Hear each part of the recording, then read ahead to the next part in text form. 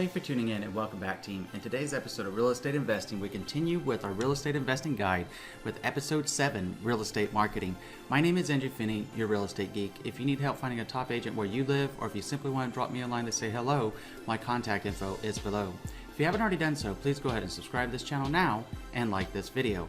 I upload six days a week, so please feel free to go ahead and subscribe, tap that bell, and you'll always be in the know. So team, in this video, you're going to actually learn 6 things. The 6 things that you're going to learn from today's episode are that you are your greatest marketing tool. Your second thing is marketing through networking. The third is online marketing. Your marketing funnel is the fourth. Your fifth is marketing through direct mail. And your sixth point in today's episode is actually online marketing advertising. So let's go ahead and jump right into it with number 1.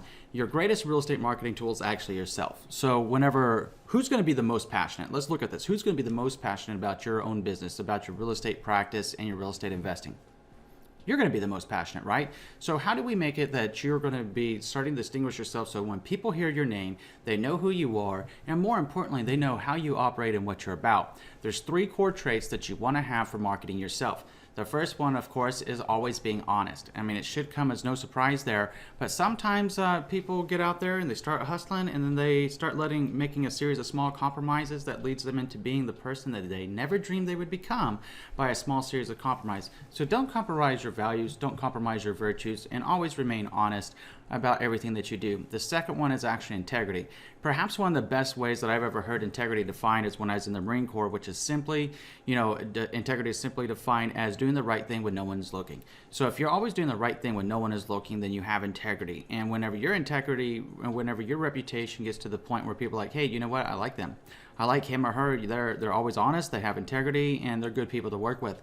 Then that will help you secure deals into the future by just virtue of being honest and having integrity. Now, it's James Vermillion, who is an investor, once said that the importance of your integrity and reputation cannot be overstated. You can work to build your reputation for years and years, but it only takes one falter to destroy all which is built. Thanks, James Vermillion, for sharing that with us, because it's absolutely true.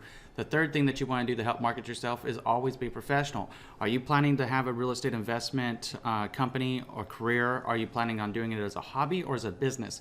You'll be seen by the business community and other real estate investors and practitioners just how you want to be seen, whether it's a hobby or a business to you. If you started off as a business professional, then people will be seeing you and start treating you like a business professional. If people see you as a hobbyist, then people are going to see you and view you as a hobbyist. How people view you, how people take you is all on you, and it's up to you how that works. So I mean, if you show up to like a real estate investment club and you're wearing like a Hawaii t-shirt or something, nothing against Hawaii t-shirts, I love them, own a few of them myself, but showing up to a business meeting in one is probably not the best idea with shorts and flip-flops on. It's not going to give me quite the business image that I might be looking for. Something like this, business casual, will go a long ways. Being prepared with business cards, having a professional voicemail on your phone, and the appearance of your vehicle, at least ways being clean. That'll show that you're a professional, that you're serious, and that you're here to stay. Second thing in this video is actually real estate marketing through networking. Networking cannot be overstated. Networking is the best word of mouth that you can possibly get. Everything in real estate, take it from me as a trusted real estate advisor, right?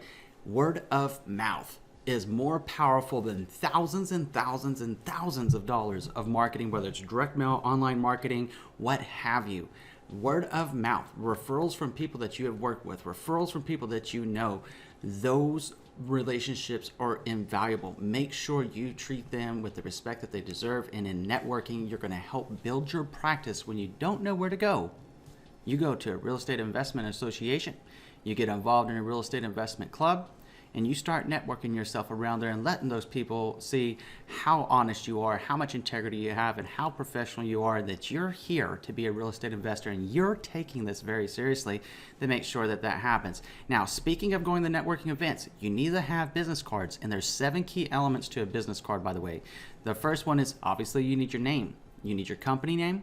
You need your company position title. So in other words, what is the capacity that you own this business or are a part of this business? Your website, your phone number, your email address, and your email address for reference should be specific to your real estate practice, not your personal email, okay? Your wants and needs, if applicable. So, wants and needs, hey, we buy houses, hey, we buy apartments, hey, we buy land, whatever the case may be. throw a little call to action on there so that people, whenever they see your card, oh, what's this guy about? Oh, they're investors. They buy houses. Oh, they buy apartments. Okay, cool. Let's give them a call. Okay. So the third thing is actually networking in the online world. So networking in the online world can be very, very interesting. I deal with this all the time in my own real estate practice, where I'm looking at different ways of networking in the online world. In fact, this video is one form of networking. So there's actually essentially like 6 different ways that you can get this accomplished. So when we're looking at this, the first one would actually be going on to sites like BiggerPockets. I'm a big fan of BiggerPockets, and just in case you didn't realize yet, with the show more description this far into this 8-part series, all of this video content about real estate investing is being inspired by the great work that they do at BiggerPockets and BiggerPockets.com. They're just awe-inspiring to me with the amount of information they provide and the amount of assistance they provide. No, I'm not being paid for that, by the way, and just simply that big of a fan of BiggerPockets and what they do to help you, the individual investor, learn the right way of getting started. Okay, so that's number one. Get started on BiggerPockets. The second thing is to hang out in their forums and start talking to other people in the same position as you, and start figuring out what kind of opportunities that they have. Start networking with them. See if there's a possibility of setting up maybe a real estate limited partnership with one of them. You know, start seeing what kind of other opportunities may exist. See what challenges they're facing, see what they're doing to overcome the obstacles, and find the solutions to the own issues that you're experiencing in your real estate investment group. So the next thing is actually having a good website. So this brings us to the third point, actually. Have a website. It's pretty easy to get a website. It's like the storefront of your business, right? So it's really easy. I'll give you, for instance, I mean, go to like Wix.com or 99 sites or something like that. I mean, these people will build it for you. Go to GoDaddy. They will build you a website. It's very, very simple to do. It puts a professional image onto you. You can start tracking your flips. You can track your rental properties and before and after pictures, and it's going to help you with your social media, which is actually now going into the fourth type of online networking in the online world, is your social media, your Facebook, your Twitter, your LinkedIn, your Google, your Instagrams, Pinterest, all that good stuff, right? If you are non-existent, then people won't see you. So if you become existent, people, by virtue of looking and Googling you, will start knowing that you're a real somebody, right? I know it's kind of interesting. You could stand in front of somebody, introduce yourself, and they'd be like, "Who is this guy?" or "Who is this gal?" And then they go Google you. "Oh, I can't find them on Google. They must not be a good person or something," right? It's so funny going back, 15 years before all of this stuff began, or maybe I'm dating myself here, but 20 to 25 years before all of this internet stuff, right? It was word of mouth, a handshake deal, and that's how we did things. But nowadays, you gotta have that Google presence. You gotta get known. You gotta you gotta put in massive action to get massive return, and you gotta make yourself available so that someone Googles you. Like if you Googled my name right now, Andrew Finney, Las Vegas Realtor, or just Andrew Finney, Las Vegas, or just Andrew Finney, right? You're gonna get quite a bit of results. And you're going to be seeing everything from a YouTube channel, a Facebook page, LinkedIn page, my website, reviews here and there and everywhere, from Zillow, Realtor.com, Trulia, Yelp, Angie's List. I mean, just Google, just reviews, okay? So if someone Googles me, they know that they know who I am. And they know that whenever I call or whenever I speak with them, or we enjoy a good conversation, if they're like, "Who is this guy?" They know they can find over 300 videos that I've made on my YouTube channel so far to help people like yourself. And they also know who I am about in the residential real estate world.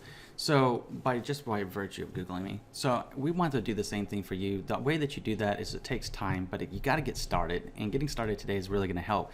Now, perhaps one of the biggest things you can do is this fifth one, is blogging. Look, whether you're 110% like guru of real estate investing or real estate flipping or whatever your vignette is going to be in your real estate investment career, right? Whether you're 110% the guru or 1% the guru, get started blogging. And I mean, you can get started blogging by just simply blogging out your challenges. Hey, I'm a new real estate investor. I'm getting started, and I watched Andrew's great series inspired by BiggerPockets. Check out BiggerPockets, all that good stuff. And guess what? Afterwards, I found that my niche in the real estate is actually going to be multifamily property. And what I'd like to do is share with you what I'm going through and ask for your suggestions as a community, any advice that you have, and hey, what you took away from this lesson and how you're going to apply it in your life to get started in real estate investing. be honest about it. It goes back to the first thing. Be honest, have integrity, and just demonstrate professionalism. You'd be surprised by the audience that you can build. Blog consistently. If you're going to blog, then plan on blogging like at least once a week to start. Just once a week. That's 52 over the course of a year. People are going to be attracted to you. Set up a MailChimp account or an Aweber account and start building your email database so that you can keep in touch with the followers that you get. That's something to think about. Now, obviously, as a video creator, I'm going to throw in the sixth one. Bigger Pockets, love them. Bigger Pockets has a wonderful channel, by the way. It's in the show more description below if you want to check them out. But they didn't put it on here, so I threw it on here. Vlogging. You know, that's exactly what we're doing here. Blogging, but vlogging, right? As opposed to writing, you can also make videos of what you're doing as well. And that might be even more impactful if you're gonna go and let's say your vignette is going and flipping a property, showing your before and afters on your blog, but also showing the process that you took as you flip that property will be dynamic and impactful. It will help inspire other people as you are essentially creating your own reality television show to show what you're doing. Think about it. It's a lot of fun. Now, vlogging has a lot of unique challenges in and of itself, from shooting to getting the right cameras. It can be a little bit expensive getting the right cameras, and then learning how to edit and all this other fun stuff. So it just depends. I'm a constant work in progress myself. So, you know, over time, my guess is the next 300 videos will just be better than the last 300 videos. It's just something I do as a passion to help people like you get the information and word out and put you in touch with the right sources to help you be able to leverage your passion and know how to leverage your passion. So, okay, let's go into the fourth one. The fourth one is your marketing funnel. Now, marketing funnel is extremely, extremely important. I always talk about this in a real estate practice. I call it a marketing funnel or a sales funnel. And when you think of funnel, right, you're probably thinking like a funnel. If you put it into a car, if you put it onto something, you're collecting all of this wild stuff coming in through the top, right? But what happens as it goes through that funnel? It starts winnowing down narrower, narrower, narrower until you just get the little bit that's dripping out that you want, right? That little bit that drips out that's actionable for your practice. So it's the same with the marketing funnel, and it's why it's so important to get an idea. Let me give you an illustration of what it would look like if maybe your vignette is a wholesaler and what your funnel might look like. Let's say that you send out postcards to individuals who are past due on their mortgage, okay? So essentially pre-foreclosures, right?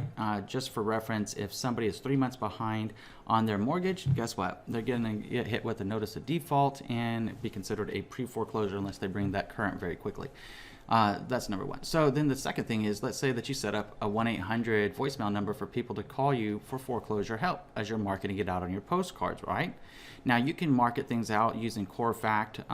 CoreFact is a really interesting company that actually tracks their pieces of mail. A little bit more pricey, but it's pretty interesting. So CoreFact, I'll just put their link down below too if you want to check them out. Then we have the ability to allow people to leave you a voicemail if they want more information about selling their property. So now you can get into that opportunity. You call in the individuals who left a message for you and screen for possible good leads out of those people. Then you meet with the ones that are good leads and make offers on their property, right? That are in congruence with your business plan and what your ideal deal is, right?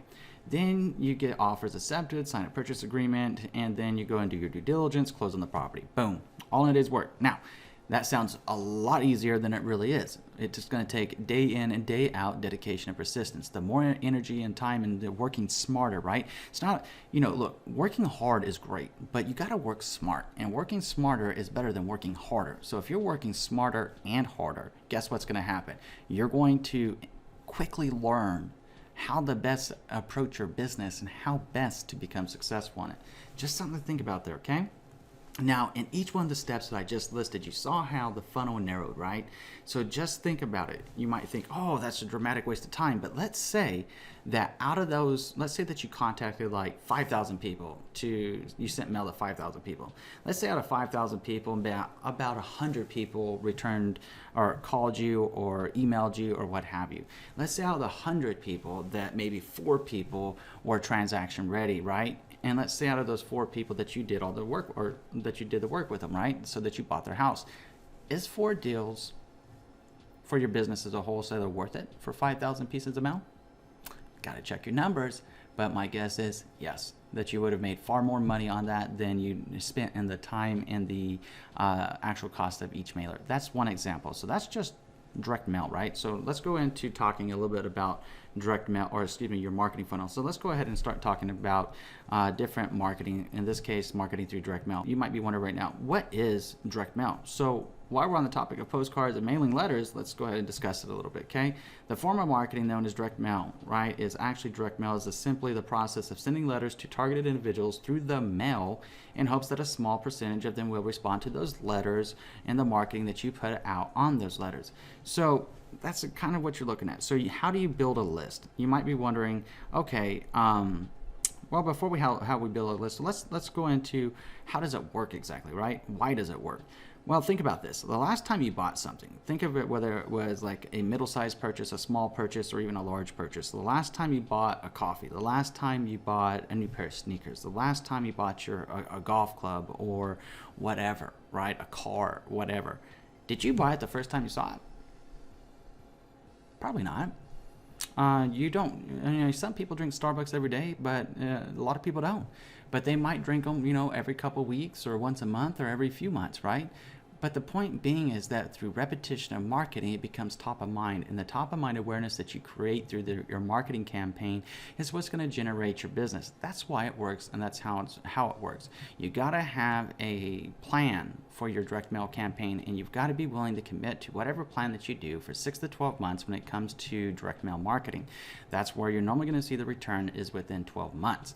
Because it's month after month, boom, boom, boom. They see your information and they're ready to do business with you whenever the time comes, or they might have kept it and referred to somebody to it because they saw your professionalism, they saw your honesty, they saw your integrity, and they see you day in, day out working. And people admire that. People admire that, okay? Something to think about. So how do you build your list? You can go to a website called listsource.com and begin building your list there. You can check through county records, and you can start looking for notice of defaults that have been registered with the county and start building a list from there in a simple Excel document that can be easily converted into a CSV format and go ahead and throw it into your direct mail campaign, okay? So, what do you send exactly? Well, there's two pieces that you can send. You can send out postcards, which is what Corefax specializes in, or you can actually send out like yellow letters, white letters, what have you, right? In doing so, you might want to consider handwriting them a boilerplate template. Hello, I'm interested in buying your house for dollars, right? Cash, money, right? If interested, please call me at 1-800-IBuyYourHouse.com or whatever, right? So who should you send direct mail to? Well, you should send it to 6 different groups in specific. So let me go ahead and give you the 6 specific groups that you'll want to consider sending your direct mail to. Number 1 is what's called an absentee owner. An absentee owner is actually somebody that owns a property in a specific area, but they don't live there. So like I live in Las Vegas, Nevada, right? So we have these things called absentee owners. We have a lot of people that are either investors or simply own a second or third home here in Las Vegas that might live in California, Florida, New York, Washington, whatever. That's a source that you want to get into because markets are doing well, they might want to sell. Markets are doing bad, they might want to sell, right? So everywhere in the spectrum, whether markets are good or bad, people are always wanting to sell. They might be the right person for you to cash out. So if you were going to try to maximize your money into direct mail, whether it was postcards or whether it was handwritten notes or whether it was phone calls, that's a good source to look into. The second one is actually abandoned property. So abandoned properties is going to be something that you're going to be able to scout out on your own as you're driving through the city. You notice that a house is all boarded up. It looks like it's abandoned. You go ahead and go on the county site, see what's going on with that property, see if there's any liens in the recorder's office being registered against it. Find out who owns that property by virtue of using perhaps another link that I'll have to make available that's called Open Web. I'm not sure if Open Web works everywhere, but I know it works here in Las Vegas, and you might have something comparable to that where you live. Really, really awesome. You'll be able to know who owns that property pretty quick. So I'll make it available, but it is kind of a big boy tool. So you might need to play with it a little bit, okay? So then the third thing is actually looking into the probate sales. What properties are listed as probate? What properties are going up on the docket in front of the county courthouse as probate? Market them. Okay, the fourth source is pre-foreclosures and foreclosures. Again, as we outlined earlier in this episode, pre-foreclosures are simply somebody that hasn't made their mortgage payment for 3 months. So they're 3 months behind 3 months delinquent on their mortgage payment, they be called a pre-foreclosure. A foreclosure actually is a foreclosure when the foreclosure process is initiated. Okay. So then let's look at the fifth type, which is apartment owners. Well, apartment owners, if that's your vignette, that's your thing, that could be a great opportunity for you to be able to purchase that property. Looking at more of the commercial side of that, depending on how big the actual unit is. Remember, if it's in excess of 4 units, it's normally considered commercial property, and by virtue of being an apartment, it's probably at least 12 or more, right? So if that's the case, then you might have an opportunity there with a commercial lender to purchase that property. If that's part of your real estate investing path and your business plan, consider it. The sixth one are expired listings. Now this is the ones, these are a lot of fun. So I say they're a lot of fun because every real estate agent across this country is actually taught to call expired listings. They're considered low-hanging fruit for a real estate agent to be able to go out and list their home for the simple virtue they must have wanted to sell their home because they had it on the market and they didn't sell. So it's kind of interesting because as your skill develops, you're going to have a different proposition. You're going to, even as a trusted real estate advisor, if I want to call an expired listing and set an appointment with them, yeah, I could do it today, right now. But it's a matter of the value prop that I'm coming at them with. I sound different than the rest of all these other people just calling them. You want to sound different too. And you're going to have a different, unique proposition because you're an investor. You're going to have a unique proposition because you're likely going to be looking at buying cash. Or you're going to have a different ability to wholesale or whatever. Now, where it's going to be tricky is generally listings expire for a reason. Sometimes it's because they're not in the best of condition. A lot of times it's because they might have had unrealistic expectations. You might want to research into expired listings and see what happens. Sometimes it's just because the agent that was representing them completely missed the mark as far as the marketing plan was concerned, pricing was concerned, or whatever. So something to think about, something to consider in that. I'd also throw in as a bonus tip there on the 7th point is what's called a withdrawn listing. Now, where are you going to get this kind of information? That's why it goes back to having your real estate team and putting a trusted real estate advisor as part of that team for you.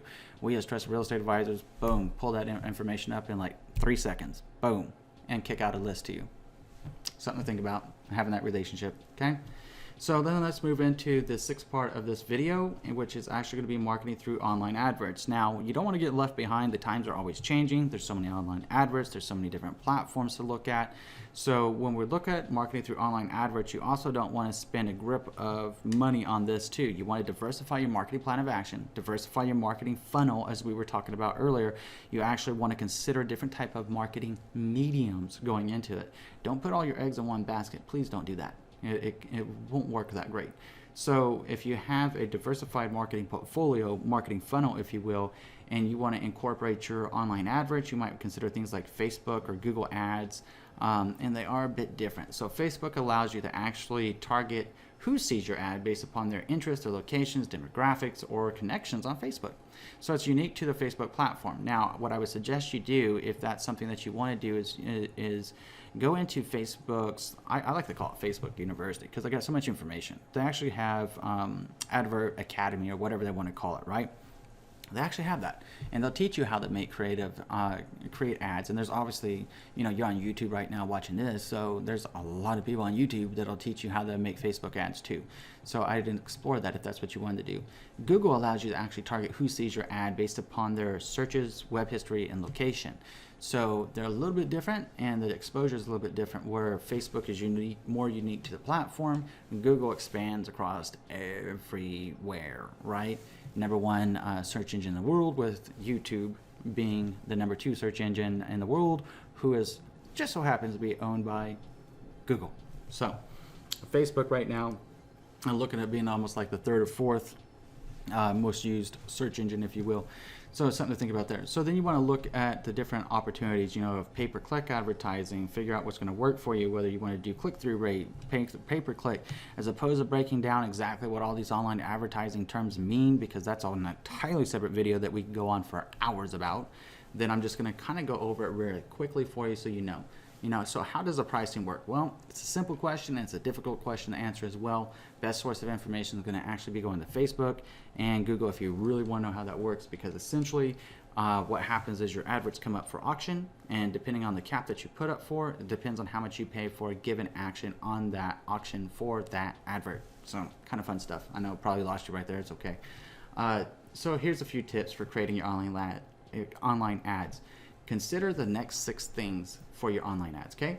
You want to know, where will you send your ad, right? Where will your ad send people, rather? Your landing page goes back to like the website that we were just talking about. Make sure you have one so you can send people from your ad to your website, okay? Create a title that pops. Make it something that really intrigues somebody. So intrigue them with your body, which is not your physical body, but your actual written content, the body of your message, okay? Use an eye-catching photo, something that's not like clickbait, but something that makes you go, and keep it as relevant as possible to whatever the advert is. And I know it can be difficult sometimes. I'm always coming through, 6 days a week I make these videos, and 6 days a week here I am creating thumbnails for these videos. Trust me, I get it. It can be a little bit difficult to create an eye-catching photo or something like that and keep it organic and germane to the video, but it's very important so you don't get accused of clickbait. So the 5th thing is determine the price that you're willing to pay for the adverts and your marketing campaign strategy. Keep in mind that you want to plan out 6 to 12 months, whether it's hard, physical, direct mail, whether it's online adverts. You want to measure your results over 6 to 12 months, but you want to keep tweaking those ads, whether it's the direct mail campaign or your online advert campaign, your blogging, your vlogging, what have you, whatever you're doing. You want to keep tweaking your process to find what's working best for you, okay? The 6th thing is doing what's called a split test. So when you're looking at a split test, you're looking at essentially, here's one ad set, right? You're going to approach the same demographic with the same advert, except you're going to make a tweak to advert A. Maybe it's your call to action. Maybe it's the cover photo, right? Maybe it's the body. You're going to go in the ad set B. What you're going to change is maybe you want to change your call to action, often referred to as just a CTA in the online world. So online marketing world, that is. So a CTA at the top. Maybe you want to change that. Maybe you want to change the graphic and see which ad performs better so you know where your money is better spent and what kind of adverts are gaining interest and popularity amongst your audience. So think about that. So the last point of today's episode is simply going to be create a website or a landing page. So as alluded to before, you can actually get this done on Wix.com, Odesk.com, Elance.com, or 99designs.com. GoDaddy can probably even help you with that too, because it seems like they're always wanting to help somebody with something. So you might want to check that out. Now, in the last episode, we actually covered financing. If you want to go back to it and check it out, please feel free to do it. The next one is going to conclude our 8-part series with exit strategies for the real estate investor. So now it's your turn. Tell me what was the most impactful part of this episode to you. What are you going to use right now, today, in your real estate investment career to get going or to implement into your strategy if you already are going? Tell us about it in the comment section below. Now, I'm going to go ahead and pop up my contact information if you want to reach out just to say hi. If you wanted to ask me to help you find a top agent where you live, please let me know. Always happy to help. Now, if you haven't already done so, I'm going to ask you to do 3 things. Number 1, please go ahead and subscribe to this channel. Number 2, please like this video. Number 3, please share this video around with someone you know it's going to be able to help, because I'm sure, just like you can think of at least one other person right now that could really benefit from the content in this episode today. Please share it with them. Thank you. So, like I said a moment ago, if you want to go back to episode 6, you can go ahead and do that now, which was talking about financing. Or if you want to move forward to the next episode, which is exit strategies, please feel free to go ahead and do so. Either way, in between now and next time, I'm wishing you and yours a lifetime full of love, wealth, abundance, and happiness. See you soon.